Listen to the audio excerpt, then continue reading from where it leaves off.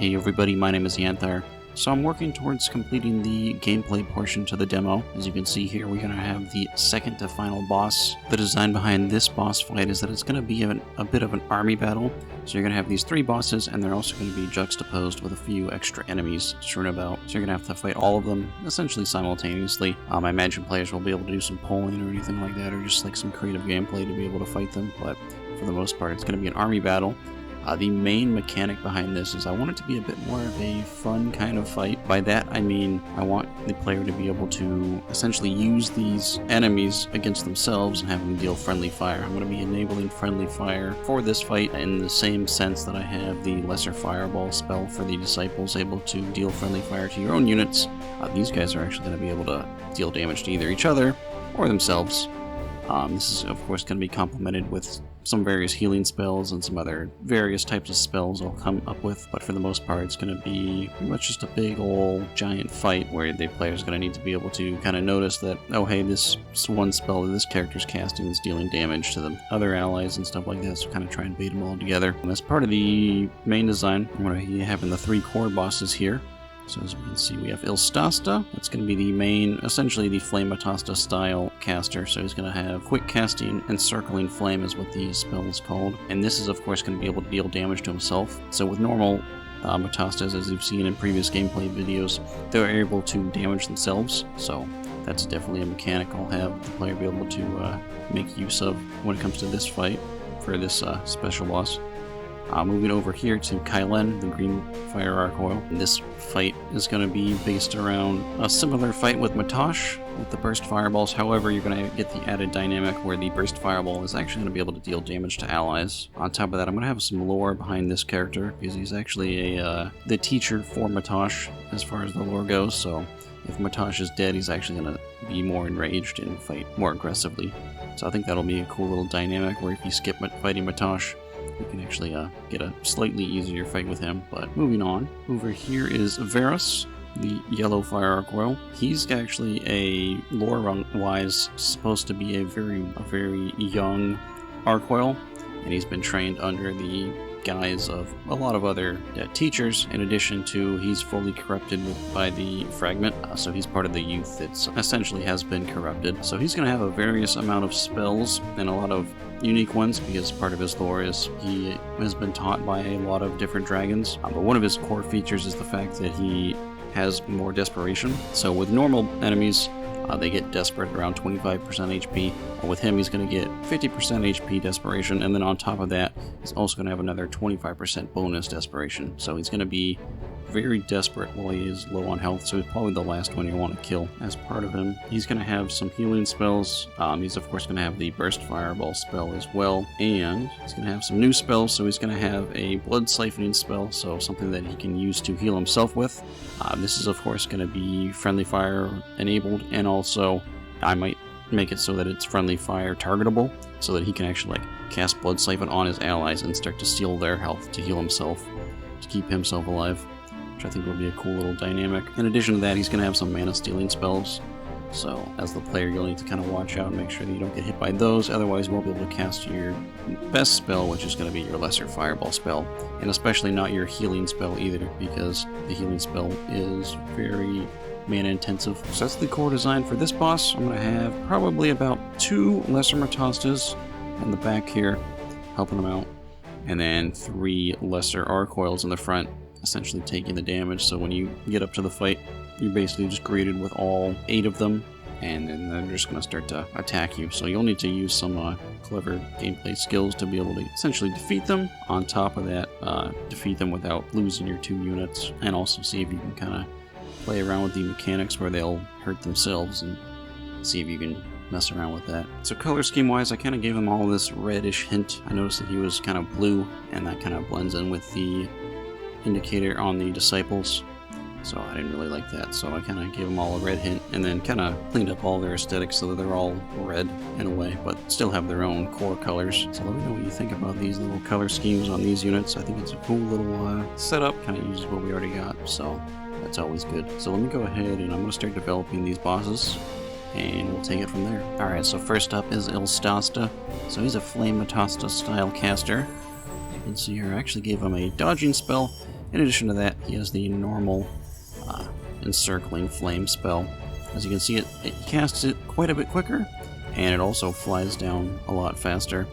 So as part of his mechanic, he can actually harm himself. So let's go ahead and see if we can pull that off. One of the mechanisms in the back end is that as soon as he's done casting, that's when he's going to pick the player's location. So you actually have to be right up on him, right up until he casts. Hopefully, let's see if we can see that. Yeah, see how it didn't damage him in any way?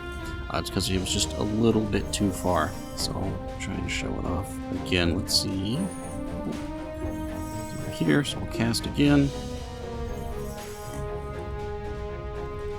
We got hit there. Let's do it one more time.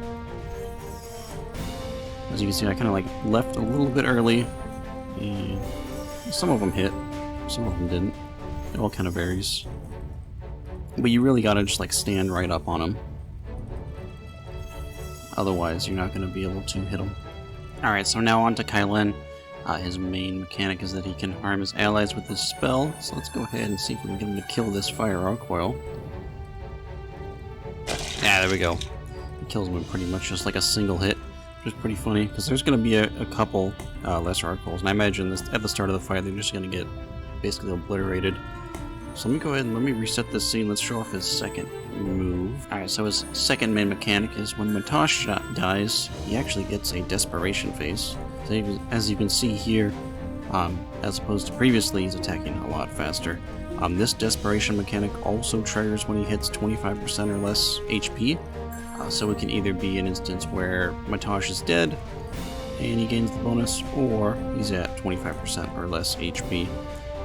I didn't want to make it so that both of them trigger, just because it makes it so that he just kind of attacks like a Gatling gun, and it's pretty crazy. But I think this is an okay kind of cast speed, especially since you can almost use it to kill his allies faster in a sense.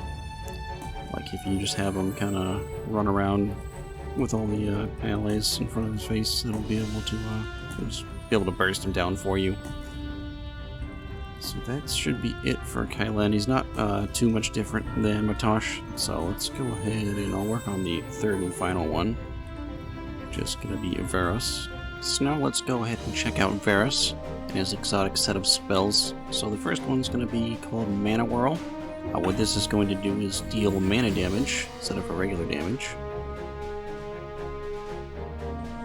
As you can see here, we took a little bit of mana damage, about 20 points. This mana damage is actually going to be able to inflict upon enemies as well as himself. So if he gets hit by his own spell, he's going to lose mana as well. So next up is his Blood Siphon spell. Let's go ahead and wait for him to cast it. As you can see, he's at about 64% HP. Let's wait for it to hit our unit. It's at about 70%. So this Blood Siphon spell, he's going to be able to cast on both his allies as well as your player units in an attempt to steal health from just basically whoever's around and then return it to himself. Let's go check out the third and final unique ability. So his third and final unique ability is called Health Glsen. And what this is going to do is heal anybody, that's including enemies. As you can see here, I was at a low health, and he basically healed me. So you can kind of use this to your advantage during the fight and attempt to run into that spell to heal yourself. Otherwise, it's going to heal both himself as well as his allies. So now into the full fight of Varus. He has a quirky set of abilities. This includes the dodge spell, the flame dodge spell, which of course he casts on you to try and teleport on top of you, and then of course the normal Matosh fireball. So he has a weird set of abilities, which I actually kind of like to kind of give him just like a bunch of different abilities, let the player kind of read up on them or check them out as they kind of go through the fight. But I think it'll be a useful utility skill as the player begins to fight him, for himself to be able to kind of keep his army alive and also himself alive. So he has a bunch of various support spells in addition to his normal attacking spell. Lastly from that is he actually has two phases of Desperation, once at 50% HP and then the other at 25% HP. Let me go ahead and lower his health a little bit. and then we'll see those phases. Alright, so here he is at phase 1, below 50% HP. As you can see, he's casting a little bit faster. He's at about a 35% bonus speed, and then that coupled with when he gets down to 25% HP, we'll get up to a 70% bonus. As you can see, the utility skills are coming into play. He healed himself, so now he's outside of his Desperation Phase, but let's go ahead and get him into a second Desperation Phase and see how that plays. Alright, so here he is. This is 70% additional cast speed.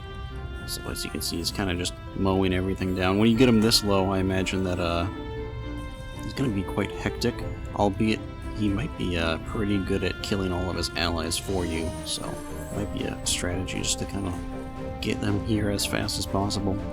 As you can see, all of his spells, you can still dodge them, but they are crazy fast, and you're just going to need to be continuously moving.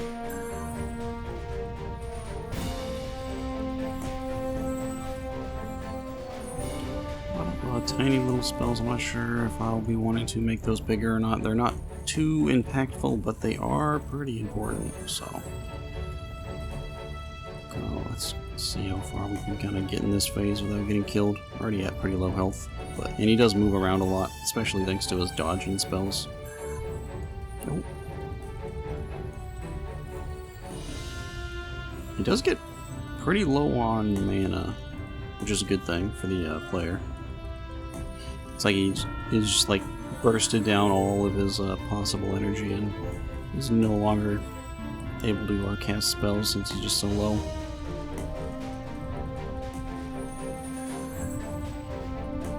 Oh, let's see if I can kill him.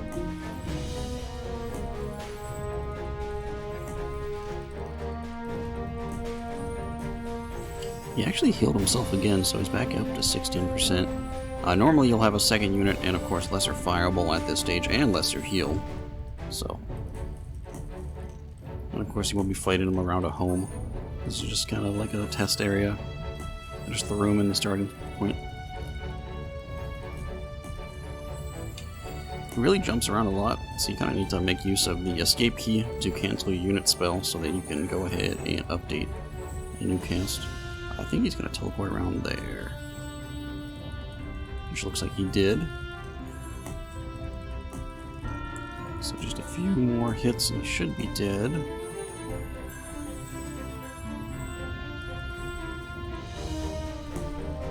Oh, heal himself again.